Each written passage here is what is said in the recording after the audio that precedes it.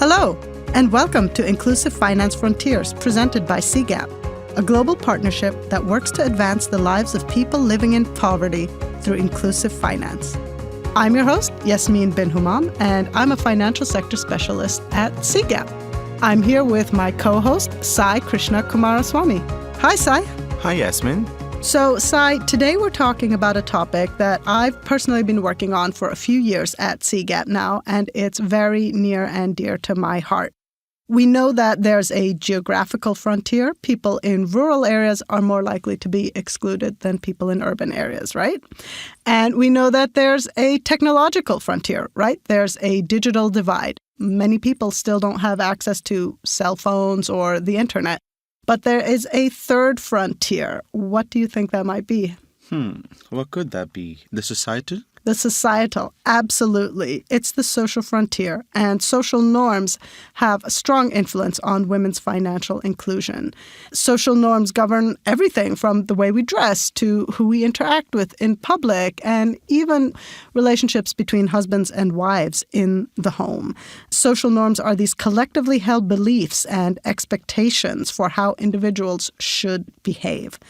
So we're going to explore how these play out in a few different contexts for financial service access. Is this something that sounds familiar to you?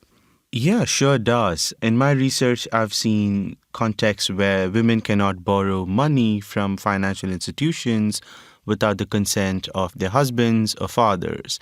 There are societies where women cannot participate in economic activity, or even if they do, they don't have a say in how the money is spent within the household. Right. It's a lot to do with power dynamics. And actually, the social frontier and the technological frontier are quite closely linked, because something as simple as a woman owning a cell phone can be governed by social norms if people might think that, she has loose morals or she's doing something nefarious if she's seen out in public with a cell phone.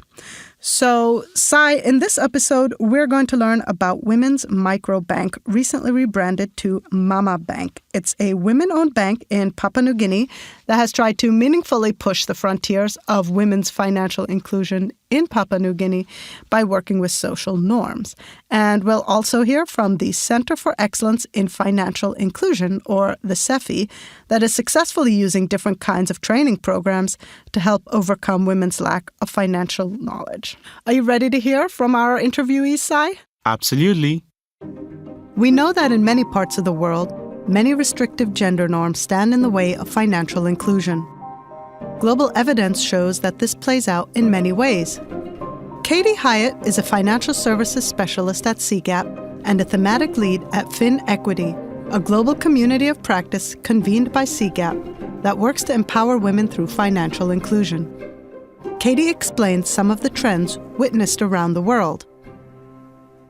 Social norms take many forms within financial services. So it could be around movement and access. It could be around digital literacy, digital financial literacy. It could be around mobile phone ownership when it comes to technology. And really, it's about community or communally held beliefs around how women should or should not behave with digital financial services.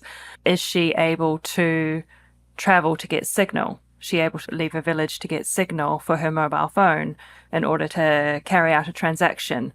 Has she been able to attend school to the degree that she is literate, which in turn enables her to navigate a mobile phone? Does the community look down on women's mobile phone ownership? If the community does look down on women's mobile phone ownership, is she comfortable owning a mobile phone? Is she allowed to own a mobile phone?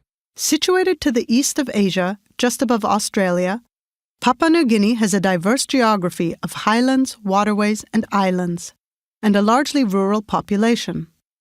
Normative practices around women's privacy, control, and social obligations compound the geographical and economic factors that hinder financial inclusion for women.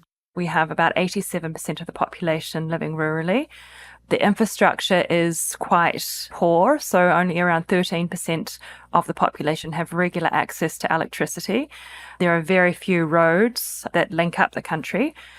Mobile penetration in Papua New Guinea is low. It's at somewhere between 25 to 35%. So it's largely prepay. It's largely basic phones. So smartphones are prevalent in urban centres. But as most of the population is rurally based, that's not as relevant. In addition to those challenges, Papua New Guinea has extremely high levels of gender-based violence. According to the United Nations, 60% of women and girls aged 15 to 49 in Papua New Guinea have experienced some form of physical sexual violence. These problems are exacerbated by the rural environment, with women needing to travel long distances to get from town to town and to cities, which makes it more difficult to report cases of violence to the police. Also, women's income generation can sometimes lead to this violence, so savings, credit, and payment mechanisms must be designed to mitigate such potential negative fallout. Jill Pijui, head of training for the Center for Excellence in Financial Inclusion, says that Papua New Guinea has deeply embedded cultural beliefs about who gets a role in decision-making. In PNG, in all, because we have more than 812 languages, and we have more than 1,000 tribes. So in those more than 1,000 tribes, in each of them, there are male-dominated society. If you go to each community, we have what we call houseman. Houseman is a meeting place for only men. So you see, it started all back at their home. So they were taught. So no woman is allowed to enter this houseman. This houseman is all the discussions from the chief in the village, from the leaders in the village, gathering all men and young boys to talk to them about issues affecting the village, about anything that the community is intending to involve. So in more or less, it has taught them and shaped them to think the way they do and behave in that way they do relating to women. So women, now it coming to gender roles. So women now, they see them as you can be mothers and you can be wife. You can be the one that cooks and clean. That's all you do. You have nothing to say or do regarding decision making because they were taught that in their houseman. So this mentality, it takes a really long time for it to fade away. It needs more awareness on gender roles. And mainly gender roles is good, but the importance of both men and women in decision making should be also emphasized clearly. With all of these complicated factors at play, a bank called the Women's Microbank, which more recently became known as Mama Bank, is striving to address these gender norms when trying to advance women's financial inclusion. This women-founded bank is the first microbank for women in Papua New Guinea and the Pacific region. Gunanidhi Das, CEO for Mama Bank, says that when the bank was founded in 2006, the intention was to provide financial inclusion services to the women of Papua New Guinea, referred to by Gunanidhi as the Mamas, a common colloquial term. From 2006 to 2014, it was under a foundation called PNG Women in Business Foundation. And we are bringing all the customers or members under that foundation to become the shareholders of the bank. And in 2014, through GeoPNG and Bank of PNG, we got our license. And from there, Women's Micro Bank evolved. They use the term mama to describe women of all ages and circumstances. Mama is actually all the strata of women, starting from a baby child. When they born, then we have a product. We incentivize the girl child at the beginning that we give a passbook for them for free. The parents can start saving for going to the college and she has a good amount of money. She can decide whether that money is going to be used for their studies or going for the business. It's like that type of opportunity we are giving to one girl child to the 60-70 years women. So for us, we have different products for all age of the population. From the day one, we are looking at how we can serve them so that we can bring the unbanked population to the banking. When we are doing so, we looked at the savings product, which is transactional savings, and the demand-driven investment savings product in the product side. And at the same time, in the loan side, we have particularly the microfinance loans, which comes under the group mechanism all over the world works in. And at the same time, we also venture into the agri-finance, and at the same time, SME and personal loans. More importantly, we believe we are actually working with the informal sector and rural sector, and financial inclusion, the knowledge is too poor in this country. As of now, only 37% are the bankable, and more likely actually they are in the urban setup. So what we do actually, we go out and give financial literacy training program, and then after business development training program to all the mamas, all the mothers, all the women, so that not only opening the account, but how they can use those accounts. As Gunanidhi says, currently about 37% of the population is bankable. And there's a perception that a large percentage of the remaining population is unbankable. But he feels that the definition of who is bankable comes down to the approach that banks are taking, which is having the customers come to them and charging them high fees. The bank is not going to their doorstep or nearby, and the people have to come a distance just to do banking, and then cost of doing banking is too much. Say for example, a mother is coming to do $100 banking, and she has to spend $20 for just doing that banking.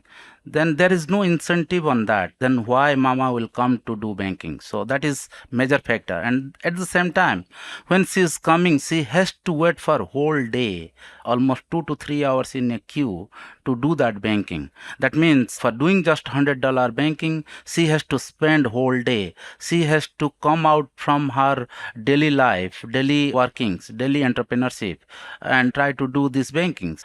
And more importantly, when it comes to the bank and they keep their money, we bankers actually try to rip out that money from their savings instead of giving the incentive to them.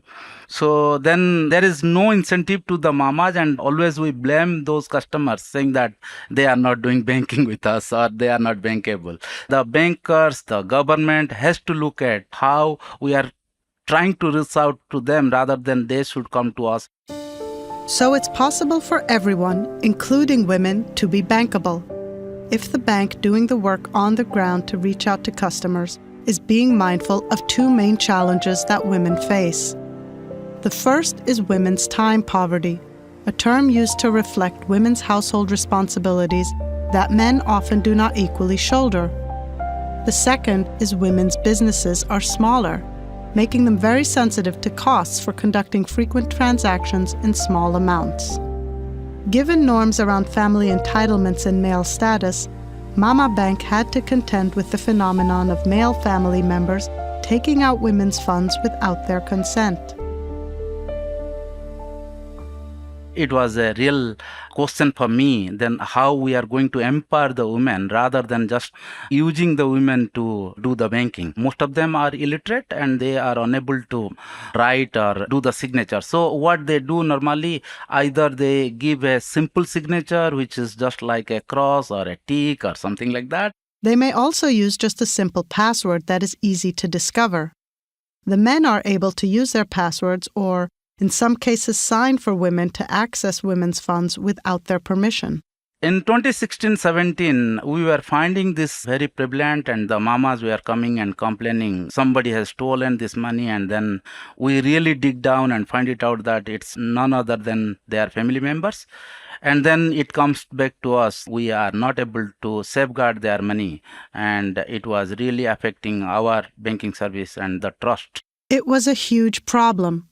To become the bank of choice for women and protect their interests, Mama Bank needed to find ways to help empower their customers and grant them the financial privacy and control over their own funds that they were demanding. Mama Bank had to adopt their protocols on KYC, or Know Your Customer, to ensure that they could accurately verify it was the women themselves transacting in their accounts. It was an opportunity for us how we can strengthen our KYC and at the same time, more importantly, how we can really empower the women of Papua New Guinea. We came up with a solution that how we can go out to the rural area and semi-urban area with a low-cost model, because doing banking in Papua New Guinea with a branch setup, bricks and mortar business is too expensive with the security in place and so many other things is required, and the Bank of PNG looks for the capital to be in. All those things actually makes difficult for a bank to step into every part of the country. The solution we came in, we call it as Mama Bank Access Point. We just use simple technology with a tablet, with internet enabled, and then with a biometric interface device and a Bluetooth printer, and that's where we go, and we can do banking in any place. We opened up 6 Mama Bank location in different part of the country where actually we were already having the customer base who were unable to do banking, or the area where our mamas were eager to do banking. Rather than a full bank branch with all the infrastructure needed to sustain it, the Mama Access Point offers an easier alternative. It's staffed by just 3 people, 2 who do the transactions and 1 who travels to clients, raises their awareness, and educates them. So it was a mini branch. We were able to give all the services and products what we are offering, but everything was very low. The volume was low. And for example, when we talk about the credit product, we give credit product, but it starts with $100, $200, not like big amount of money. Mama Bank customer Eli Pele is a food seller at Gordon's Market, one of the largest produce markets located in Port Moresby. She started banking with Mama Bank when she saw other women at the market using the bank's services. I opened an account with Mama Bank a long time ago, but did not deposit any money until now here in Gordon's, this new Gordon's Market and the MAP Center. I knew every woman here has created an account and has started doing banking with the bank. But in particular, we did not know how to manage money. Mama Bank helped to deposit some money and helped us to get a bank loan. Eli didn't need the help of anyone to set up an account and use the bank's services, allowing her to maintain her privacy. I did everything by myself. No one assisted me. Mama Bank is good because I myself can deposit and withdraw money. I do not need anyone's help. Mama Bank is a very convenient bank. Gina Gelena works for Mama Bank as a Mama Access Point agent. She says she's inspired by the women she's been able to serve working at the Access Point. We usually serve customers that come in. The first attempt that we do, we give them the customer service. We explain to them our products and services, and then we assist them to open new accounts.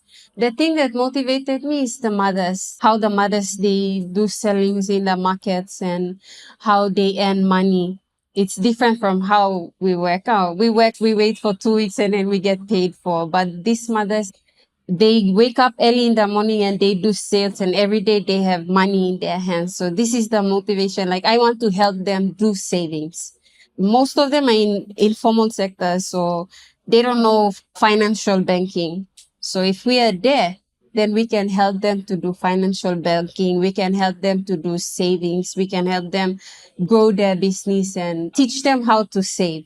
Perhaps even more important than access, Mama Bank needed to develop a way to provide financial protection for women and more control over their funds. Their solution? Biometric fingerprint technology. For withdrawal purpose, we only use biometric. Biometric is the fingerprint that we always use when mothers come to do their withdrawal. We use the tablet to connect to this one, and then we just get the fingerprint to do their withdrawal. There was some resistance at first about giving fingerprints due to thriving superstitions in Papua New Guinea. But the women's desire for control of their money quickly superseded any superstitions. That was a real milestone for Women's Microbank. And I'll proudly say that they are now confident enough that nobody can take out their money without their consent. The biometric enabled is very simple, that anybody can deposit to anyone's account. But when it comes to the withdrawal, we enable the biometric, and only the registered biometric will work to take out that money. Gina Galena says that now women are better protected from men who might try to access their funds. Yes, they are not able to transact on the women's account because that's the women's account and she's the only person to sign and she's the only person that's accessible to the account using biometric. As a customer, Elie Pele finds the system is simple and convenient to use. With fingerprints, they don't ask for an ID card or some kind of password or questions. The fingerprint system has helped me. The pent-up demand that was suppressed due to women's lack of identification documents, lack of time, and lack of financial control is evident. The biometric solution has led to substantial growth in Mama Bank's customer base. From 8,000 in 2018, and now I can proudly say we are at 85,000 customer base. We came up with very innovative product to them rather than just saying that you just come and experience your banking services, but we are here. That awareness we went to give them, and then that confidence, and they were actually eager to do banking. As a result of accessible Mama Access points, Mamas are now accepting digital payments instead of cash that they then deposit. Katie Hyatt says that the Mama Bank's biometric access point solution is just one part of an ongoing effort at transformation. In the short run, this solution is something of a workaround. In the long run, the goal is to continue supporting women who push normative boundaries. The route to lasting change for women will come from changing the mindset of men and communities writ large. It's not about doing one thing. You've got to take the long game of looking at transformation and how we can shift these norms. Mama Bank is a great example because they are addressing a specific challenge in that women are less likely to be literate, which means they can't sign their name, which means their accounts are at greater risk. Many also have no legal identification, such as a birth certificate. The World Bank estimates that 1 billion people around the globe face challenges in proving who they are. Women in particular are most affected by a lack of identification. This biometric solution really helps navigate that issue where they need to be present in order to make a transaction with their account. Very few people in Papua New Guinea have a formal identity. They estimate it's around 80% without any formal identity. In some cases, the market leader can vouch for the identity of women. The village head can sign, identify the customer, or church leader can identify the customer, or a doctor or a lawyer, and all those people, because they understand that that is the reality in the ground. So we take that opportunity, we go to those people to identify. Let's say, for example, in the market, we recently opened up our Mama Bank access point, where most of the mama, they don't have any form of KYC. But we use the market management to give them identity because they have given a space for them to do the business. Representation and visibility is very important. As women see other women, as daughters see mothers transacting and having some autonomy over their financial resources, that can be incredibly powerful. I think it's really important to note that social norms, as with any barriers to women's financial inclusion, are not siloed. They don't work in isolation. While this is a step in the right direction, women continue to face norm-related challenges in their financial journeys that cannot be addressed with Mama Access points alone. While this is creating a workaround for identity, there are still issues about, say, getting to a Mama Access point. Women need to be able to move around freely in order to then use this biometric device. They need to feel assured that if they do withdraw cash, or their husband, someone in their household, does know that they have saved some money, they're not going to be coerced to withdraw that money through threat or violence. There are multiple other pieces of the puzzle that need to be addressed, and they're not as simple as a biometric solution. But that doesn't make the biometric solution less powerful. It just needs to be seen in a broader context where it is not the only issue, but it is a single lever. All over the world, there are strongly held societal beliefs about women working and their ability to make financial decisions. These need to be addressed to make any real progress in financial inclusion. Even if a husband is comfortable with his wife having a mobile phone and sees the benefit of it, the community might not look positively on this. The rumor mill of, oh, well, this person is not a good woman because they're able to use a mobile phone, or assumptions around what that person is doing with a mobile phone. We can't ignore that pressure on a household. The sort of community pressure to adhere to the norm is very strong. So how are local organizations supporting the transformation of norms to benefit women? We heard earlier from Jill Pijui. She is head of training for the Center for Excellence in Financial Inclusion. The center is registered with the government of Papua New Guinea and has a mandate to coordinate all financial inclusion activities in the country. Lower rates of women's education have hindered women, and it's an aspect Jill works to address. The vision is to ensure that everyone has to be financially included. So that means the training program that I worked with CEFI for is to address one component of financial inclusion, and that is the usage. So most of the Papua New Guineans are lacking the usage ability to access financial services. So my role is to ensure that they understand what is financial literacy. Ensure the goal of financial literacy is basically educating and empowering them to know what are the different techniques and skills used to help them manage their personal funds. And also on the flip side, if they want to venture into doing small SME businesses, how can they be able to do that business successfully? So that means to train them under business essential skills as well. So far, training has been going on for the past 8 years, and we've seen some good success rate and some challenges at the same time. The great success was that we've trained both men and women. So in all our training program, we ensure that there is equal representation of both men and women present. So in terms of the selection process of the participants to attend the training, we ensure that this takes place before any training kicks off. So in all our training programs that we've done so far, the success rate is, I would say, 75 to 80%. Most of our training materials are designed in a way that it promotes behavior change. When they stand in front and deliver a session, they should know how to target someone's mindset and automatically change their way of thinking plus the emotions towards certain behaviors that are not right. We've seen that most women and men have changed their perspective on how to handle their personal finance, most importantly. And if they want to venture into business activities, they know how to manage their personal fund first in order to properly manage their business fund. Spending priorities for women and men tend to be different. Women often want to start small, asking for small amounts of money, while men tend to want to start big. Also, women see their primary obligation as providing for their children and may not be willing to think beyond that. It's important that financial service providers and educators empower women to not only meet those goals, but advocate for moving beyond them. She will ask only for the small portion to ensure that there is food for her children. And that's her basic need. That's a goal she's always after. Ensure that there is food on daily basis. Ensure that there are clothing for her children to wear.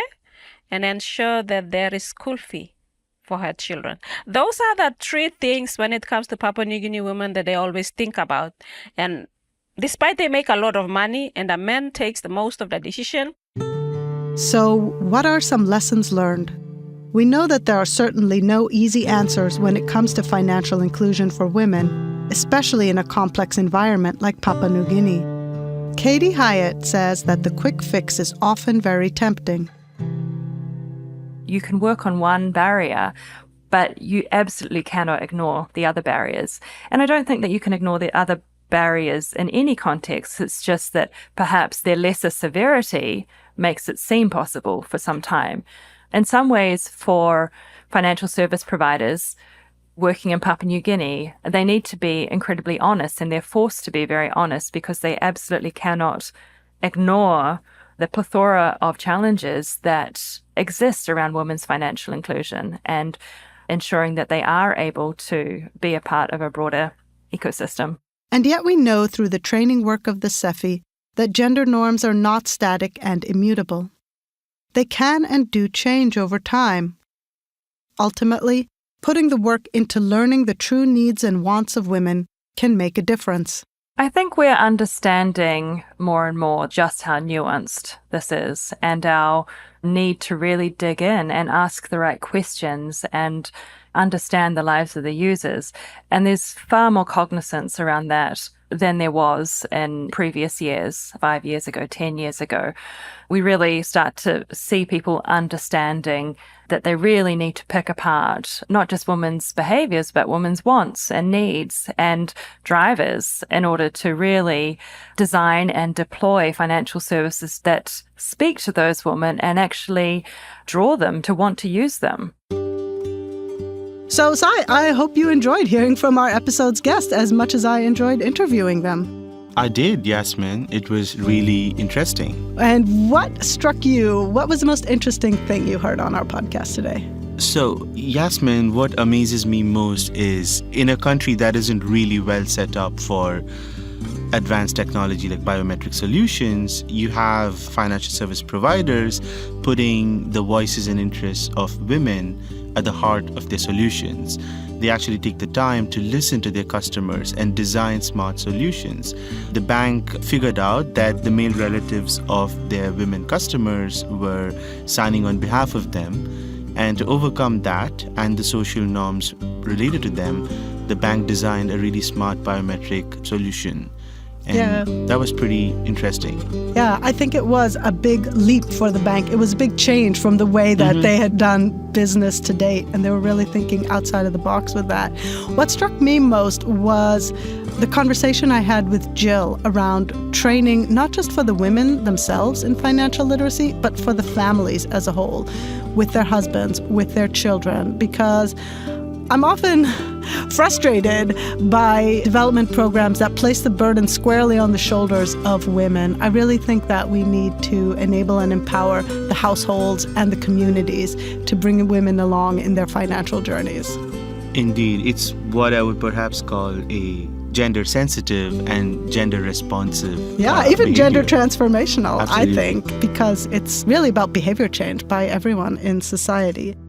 I think these are promising approaches. There's a change in the air. And thank you for joining me, Sai. I also want to thank our listeners for tuning in to the Inclusive Finance Frontiers podcast from CGAP. And if you enjoyed this episode, please subscribe to our podcast and spread the word amongst your network.